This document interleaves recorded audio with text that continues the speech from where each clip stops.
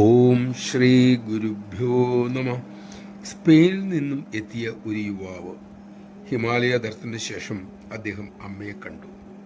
അമ്മയോടൊത്ത് കഴിയവേ അമ്മ തന്നിൽ പടിപടിയായി മാറ്റങ്ങൾ വരുത്തുന്നതും തന്നെ ഉന്നതമായ ലക്ഷ്യത്തിലേക്ക് നയിക്കുകയാണെന്നും യുവാവിന് ബോധ്യമായി.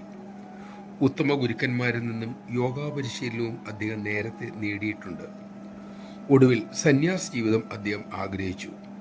അങ്ങനെ സാധന തുടരവേ ഒരിക്കൽ ആശ്രമത്തിലെ നിർദ്ദേശപ്രകാരം എയിംസിൽ പോയി രക്തപരിശോധന നടത്തി. അപ്പോൾ ഹെപ്പറ്റൈറ്റിസ് സി ഉണ്ടെന്ന് കണ്ടെത്തി. തനിക്കിത് വർഷങ്ങൾക്ക് മുമ്പ് വന്നതാണെന്നും ഇന്നും താൻ അതിൻ്റെ പിടിയിൽ നിന്നും മുക്തനല്ല എന്നും അദ്ദേഹത്തിന് മനസ്സിലായി. മനസ്സിൻ്റെ ഉത്സാഹം അതോടെ കെട്ടുപോയി. ഈ അവസ്ഥയിൽ ആശ്രമത്തിൽ തന്നെ എടുക്കില്ലെന്നും അദ്ദേഹം ചിന്തിച്ചു. അമ്മയോട് പ്രാർത്ഥന ആരംഭിച്ചു. ഇതിനിടയിൽ കൂടുതൽ പരിശോധനയ്ക്കായി ഡോക്ടർമാർ തീരുമാനിച്ചു. അവർ രക്തമെടുത്തു പരിശോധനയ്ക്ക് വേണ്ടി ലബോറട്ടറിയിലേക്ക് അയക്കുകയും ചെയ്തു. ആ നിമിഷം മുതൽ യുവാവ് മുട്ട കഴിക്കുന്ന സ്വഭാവം നിർത്തി. സേവയും സാധനയും തീവ്രമാക്കി. അർച്ചന, ഭജന, ധ്യാനം എന്നിവ കഴിയുന്നത്ര ചെയ്തു. ഏതാനും ആഴ്ച കഴിഞ്ഞപ്പോൾ റിസൾട്ട് വന്നു.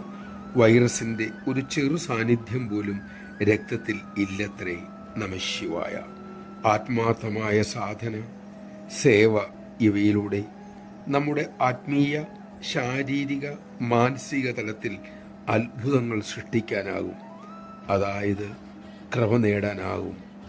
അമ്മയുടെ കൃപ നേടിയാൽ എന്താണ് സാധിക്കാത്തതായിട്ടുള്ളത്? അതിന് തക്കവിധം സാധന ചെയ്യാൻ നമുക്ക് ശ്രമിക്കാം. അതിനായി അമ്മ നമ്മെ അനുഗ്രഹിക്കട്ടെ.